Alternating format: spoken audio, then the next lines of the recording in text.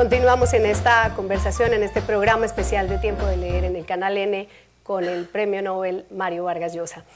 En El héroe discreto hay una parte en la que don Rigoberto se queja, se lamenta.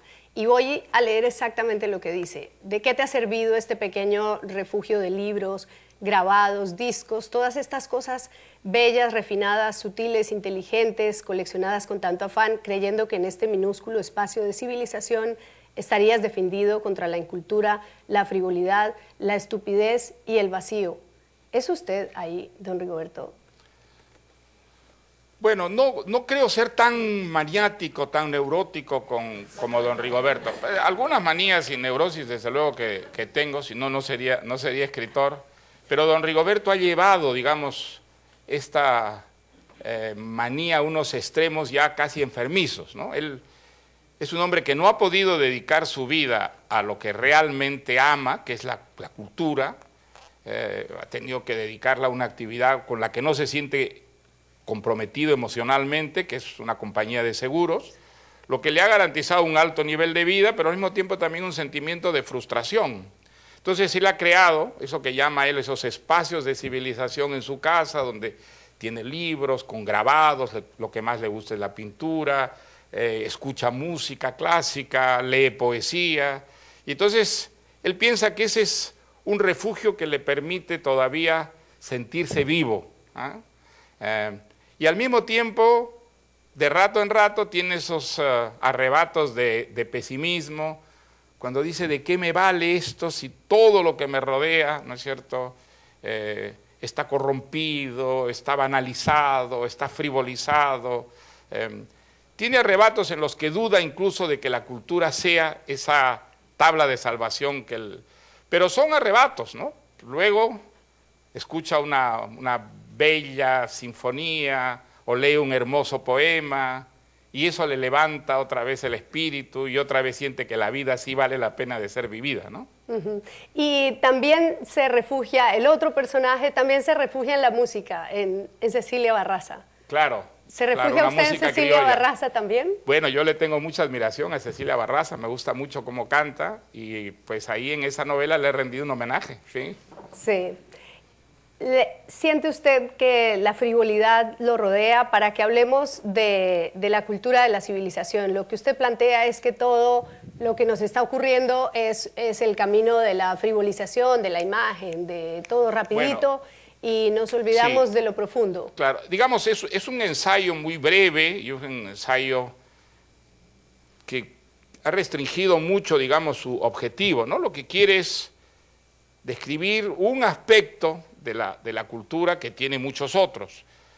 Pero creo que es cierto que en nuestra época la cultura, que desde el punto de vista, digamos, cuantitativo se ha difundido mucho más que en ninguna época en el pasado, al mismo tiempo creo que desde el punto de vista de la cualidad se ha frivolizado, se ha banalizado, porque creo que se ha convertido fundamentalmente en un entretenimiento, en una forma de diversión, y creo que eso ha afectado internamente a la propia cultura, empobreciéndola mucho en un sentido, y en otro, digamos, arrinconándola en grupos de especialistas que están escriben o crean de una manera que los pone totalmente al margen de lo que es el gran público, ¿no? Entonces, yo creo que esto tiene efectos muy negativos, porque la cultura no solamente enriquece la vida de las personas, sino que creo que desde el punto de vista político, desde el punto de vista social, la cultura permite que una sociedad tenga ciudadanos más lúcidos, más independientes y sobre todo con un espíritu crítico, algo que es absolutamente fundamental si lo que queremos es tener sociedades democráticas, liberales, en las que los abusos, los atropellos del poder estén frenados por una opinión pública vigilante, sensible a lo que es la problemática. Esa ha sido la gran función de la cultura a lo largo de la historia. Creo que ese es un aspecto, digamos, de la cultura en nuestra época que es preocupante, y lo que en el ensayo quiere señalar es, digamos, una preocupación a ese respecto sin pretender de ninguna manera documentar esa complejísima, digamos, realidad que es la de la cultura de nuestro tiempo, ¿no? ¿Y cómo distinguimos entre la frivolidad y, bueno, el entretenimiento que también es necesario y que hace parte de... La cultura es muy entretenida, la cultura realmente, sí, leer, por ejemplo, el Ulises de Joyce es una experiencia maravillosa, pero es una experiencia que no está al alcance de cualquiera, ¿no es cierto? Para poder entender el Ulises y gozar de la extraordinaria riqueza que significa el Ulises de Joyce, hay que haber leído ciertas cosas y hay que haber entendido la complejidad de lo que es la evolución de las técnicas, de las formas literarias. Y lo mismo ocurre pues con la música, con la pintura. Ahora, yo creo que lo que ha ocurrido en las artes no es exactamente lo mismo. Hoy en día es muy difícil saber qué cosa es bello, qué cosa es feo. Incluso hoy día muchísimos, digamos, críticos, teóricos, ni siquiera admiten que se pueda hablar de esas categorías, lo feo, lo bello. Dicen, pero qué anacronismo tan absurdo. Y entonces eso abre la puerta al embauque, abre la puerta a que grandes pícaros, apoyados por galeristas, por críticos, o frívolos, o irresponsables, o interesados, pues nos vendan, digamos, los gatos por liebres y cosas así. Me refiero al caso de la plástica porque creo que es el mundo donde eso tiene, digamos, consecuencias más graves, más universales, pero está ocurriendo prácticamente en todos los campos de la cultura, y creo que, digamos, lo más precioso, digamos, que nosotros tenemos, que es la cultura de la libertad. Gracias a esa cultura de la libertad nosotros hemos dejado atrás la barbarie, ha disminuido tremendamente la violencia, el sufrimiento humano. Podría verse profundamente, digamos, lesionada esa cultura si desaparece la imaginación, el espíritu crítico, esa voluntad de salir de sí mismo y poder verse desde la distancia, algo que nos permite la gran cultura, y descubrir que la vida está mal hecha, que no importa cuánto haya progresado, avanzado una sociedad, si la miras desde la perspectiva de los deseos, de los sueños, de los grandes apetitos humanos, siempre estará por debajo, y por lo tanto hay que ser muy crítica y hay que actuar para que esté en permanente, digamos, revisión de sí misma. Esa ha sido la gran función de la cultura, aparte de producir, por supuesto, goce, placer extraordinario, ¿no? También plantea usted que el periodismo es responsable de parte de esa frivolización, porque evidentemente desde luego, pero, sí. Pero también piensa uno que finalmente el periodismo es un reflejo de la sociedad, no la sociedad un reflejo del periodismo. Yo creo que el periodismo, claro, el periodismo produce un alimento que hay un público que necesita y que no solo necesita, sino que exige del periodismo. Pero ¿a qué extremo se puede llegar con eso? Se puede llegar a unos extremos absolutamente bochornosos, a un periodismo que vive exclusivamente del escándalo, de la infidencia, cuando no de la invención, de la creación de escándalos. Yo estaba viendo ahora, por ejemplo, lo que ocurre en Francia. Yo trabajé en Francia como periodista, un año en la France Presse y después casi 7 años en la radio televisión francesa. Y yo digo, pues, ¿cómo han cambiado las cosas en Francia? En esa época era absolutamente inconcebible que un programa de televisión o una revista o un periódico persiguiera a un presidente de la República para ver si tiene amantes y... Si está embarazada la amante. Bueno, es que eso era algo inconcebible. Y no es que no hubiera una lucha frontal entre gobierno y oposición, era una lucha contra De Gaulle, contra la Quinta República, había una oposición absolutamente feroz, pero que jamás se permitía utilizar ciertas, digamos, suciedades humanas, privadas, para ganar puntos políticamente, o todavía peor, para poder vender más un periódico o aumentar el rating de un programa. Entonces, cuando vemos esa persecución al presidente Hollande, ¿no?, para descubrir lo que hacía en las noches, su guardaespaldas que llevaba los croissants en la mañana, bueno, muy divertido, pero digamos es aterrador que la política en Francia haya descendido a las cloacas, ¿no es cierto?, de la pura chismografía. Eso ocurre en Francia, eso ocurre en Inglaterra. Yo llegué a vivir a Inglaterra cuando todavía había un periodismo que era modélico en su seriedad, en su responsabilidad, y he visto cómo poco a poco eso iba degenerando, en gran parte gracias al señor Murdoch, ¿no? Cuando compró el Times, cuando lanzó los tabloides, de pronto eso empezó a degenerar, y curiosamente ese público que parecía tan exigente del respeto de las formas, quedó seducido, fascinado con la chismografía, con el amarillismo. Yo creo que el amarillismo es una exigencia, ¿tá?, de un público que está maleado, ¿ah?, y que el periodismo que se resiste, digamos, a pasar por ese aro, pues es un periodismo que corre el riesgo de la extinción, ¿no es cierto?, de desaparecer, ¿no? Entonces, creo que esa es una de las consecuencias justamente de ese problema cultural, ¿no? Ya que estamos hablando de este tema, maestro, esta entrevista evidentemente es de un programa de Tiempo de Leer y es una entrevista sobre libros, pero los televidentes de Canal N no me perdonarían que no le pregunte por el tema de debate del momento, que es su opinión acerca de la compra de una parte de Pensa por parte del Grupo El Comercio, considerando adicionalmente que por transparencia, evidentemente lo tengo que decir, que Canal N es una empresa en la que están el Grupo La República y el Grupo El Comercio como socios. Quiero que usted nos dé su opinión sobre este asunto. Sí, con mucho gusto. Bueno, pues yo creo que, digamos, mi posición sobre este tema es bastante claro, ¿ah? Yo estoy en favor de la libertad de expresión, creo que la libertad de expresión es el pilar realmente de la cultura democrática, y que sin una libertad de expresión que refleje el pluralismo de las opiniones políticas de los ciudadanos, está la democracia amenazada. Y creo que lo que ha ocurrido en el Perú, la concentración de los medios que significa la compra por el Grupo del Comercio de Pensa, es una amenaza potencial contra la libertad de expresión. Creo que 80, 79% de control de la información da un poder a un grupo periodístico en un periodo de elecciones, por ejemplo, ¿no?, que puede llegar a la manipulación total y puede llegar a la imposición de candidatos, algo que comienza pues a corroer lo que es todo el sistema democrático. Por eso yo he apoyado la iniciativa de estos 8 periodistas, 8 periodistas muy prestigiosos, por otra parte, y muy independientes, ¿no?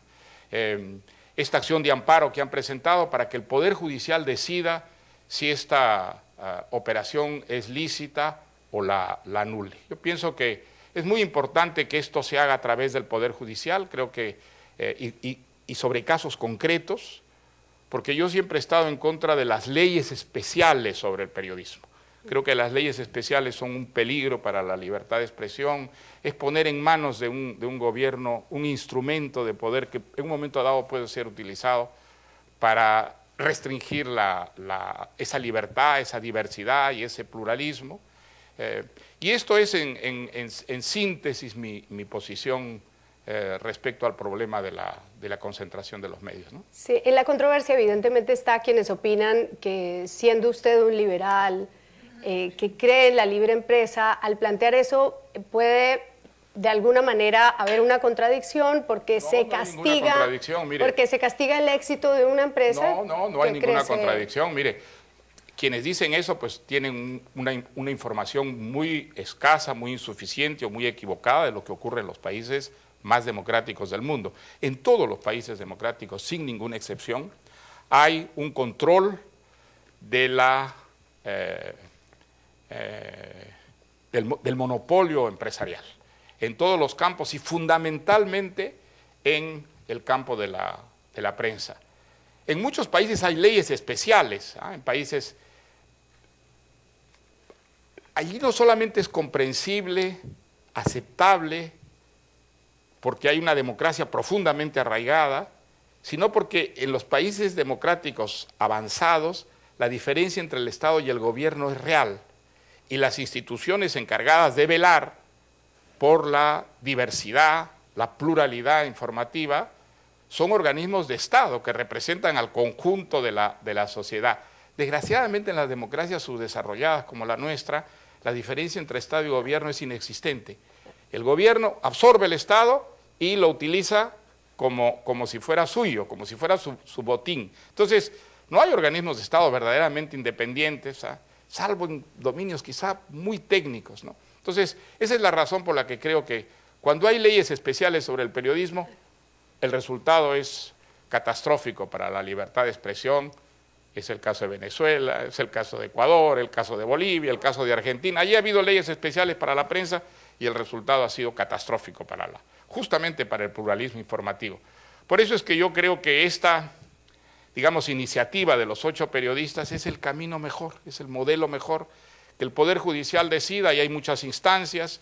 En última instancia se puede llegar a la Corte Interamericana de Derechos Humanos, que es una institución que hasta ahora ha mostrado una independencia de criterio, una, digamos, lucidez respecto a las materias, digamos, jurídicas y una clara vocación democrática, ¿no? Bueno, uno podría pensar que la industria editorial evidentemente no es lo mismo que los periódicos, que la información, que los medios de comunicación, pero ¿qué pasa, por ejemplo, con quienes creen que las grandes editoriales acaparan a los grandes autores y que aplastan a las editoriales pequeñas y que evidentemente pueden también influir, incidir y limitar? ¿No podría haber también un debate similar sobre ese tema? Afortunadamente, en ese campo, todavía el público sigue imponiendo su criterio, ¿no? Todavía las editoriales no pueden fabricar bestsellers. Los bestsellers casi siempre son sorpresas, y ese es un campo en el que justamente una pequeña editorial puede ganarle el mercado a una gran editorial. Allí está garantizada el pluralismo, la diversidad, la pluralidad. Es muy distinto en el campo de la información. Uno de los argumentos que utiliza el comercio, por ejemplo, es decir que en esta absorción de Pensa, el acuerdo se ha hecho solamente para la impresión y para la distribución, pero que los contenidos quedan independientes en cada uno de los grupos. Eso obviamente es un sofisma. Nadie puede imaginar que un periodista de Pensa, del diario El Correo, por ejemplo, va a investigar a una empresa de la familia Miro Quesada, ¿no? Y va a tener cabida en su periódico para denunciar tráficos indebidos, si es que existen estos tráficos indebidos. Obviamente, pues ese periodista va a tener que actuar en consecuencia. Estamos en un país subdesarrollado, un periodista díscolo, un periodista demasiado independiente, pues a la corta o a la larga es expulsado simplemente de ese diario. Aquí tenemos varios periodistas expulsados justamente del comercio por la independencia que mostraron, ¿ah? No señalo a nadie en general, pero todo el mundo sabe que aquí hay periodistas que fueron expulsados por ser excesivamente independientes, valientemente independientes en el trabajo que hacían. Lo mejor es garantizar que haya realmente una pluralidad informativa y que si hay una concentración de medios que contradice un dispositivo constitucional que afortunadamente es muy claro, es absolutamente, meridianamente claro, pues el Poder Judicial se pronuncia y anula la operación. Creo que ese es el camino debido y me alegro mucho que haya este debate, ¿no?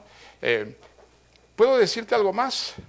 Desde luego que yo soy defensor de la libertad de empresa, soy defensor de la propiedad privada, soy defensor del capitalismo, yo no tengo vergüenza en decirlo.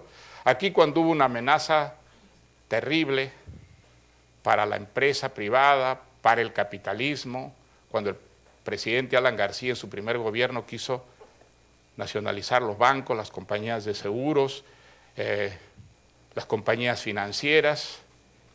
¿Quién fue la primera persona en protestar? ¿Quién salió a las calles a defender a la empresa privada? ¿Quién? Muchas de las personas que hoy día pues a mí me atacan por defender el pluralismo informativo, no solo se quedaron callados, sino que fueron grandes defensores de la medida estatista, ¿no? Veo que muchas de las personas que me atacan a mí por defender el pluralismo informativo fueron fujimoristas militantes que trabajaron en periódicos que eran pagados con bolsas de dólares por Montesinos. Entonces, la verdad, ¿cómo puedo creer que son auténticos defensores de la libertad de prensa si cuando la libertad de prensa fue pisoteada de una manera indigna y además mediante tráficos inmundos, como era pagar a los periodistas, comprarlos, ¿no? No solamente se callaron, sino que fueron cómplices de esos tráficos. Entonces, ¿no le preocupa que todos esos argumentos completamente aceptables de su parte sean utilizados por quienes... Cuidado que pierdas tu puesto. ¿No le preocupa, le insisto, que esos argumentos sean utilizados por quienes se mueren de ganas de que el Congreso, de que el presidente, de que haya un control de la prensa? Preocupa, por eso el presidente Maduro dijo hoy que la televisión era muy mala en Venezuela, que había que meterse en la televisión. Y siempre hay gente que eso le encanta. Pues y uno podría creer que la televisión en el Perú es muy mala y que habría que meterse y utilizando sus argumentos. Si yo saco los artículos que he escrito, las declaraciones que he hecho contra Chávez, contra Maduro, contra la semidictadura en la que se ha convertido Venezuela, pues creo que tengo bastantes credenciales para no ser acusado de chavista ni de madurista, ¿no? Desde luego que me preocupa, creo que la iniciativa del congresista Dahmer, por ejemplo, de querer presentar un proyecto de ley de medios en el Congreso es equivocado, lo he dicho en un artículo, lo repito ahora. Si el Congreso comienza a debatir una ley de medios, voy a criticar profundamente esa iniciativa porque creo que, aunque haya muy buena intención de parte de los autores, una ley de medios pone en manos del gobierno un instrumento que el gobierno a la corta o a la larga va a utilizar en su provecho. Por lo tanto, me opongo absolutamente a esa ley de medios. Pero creo que es tan peligrosa la concentración de medios por un solo grupo económico como la intervención estatal en los contenidos de la prensa. Hay que llegar a un equilibrio donde, sin afectar ni a la libertad de prensa, ni a la libertad de empresa, ni a la propiedad privada, que yo creo son las grandes defensoras del pluralismo, de la diversidad en una sociedad, tampoco permita que grupos económicos lleguen a tener el control de la información hasta el punto de poder manipular a la opinión pública e imponer candidatos, es decir, restringir simplemente la libertad del ciudadano, ¿no? Muy bien. En una entrevista reciente usted dice que sus nietos pertenecen a una generación en la que los escritores no son ni respetados ni temidos. Quiero que hablemos de eso, pero después de comerciales. Ya regresamos.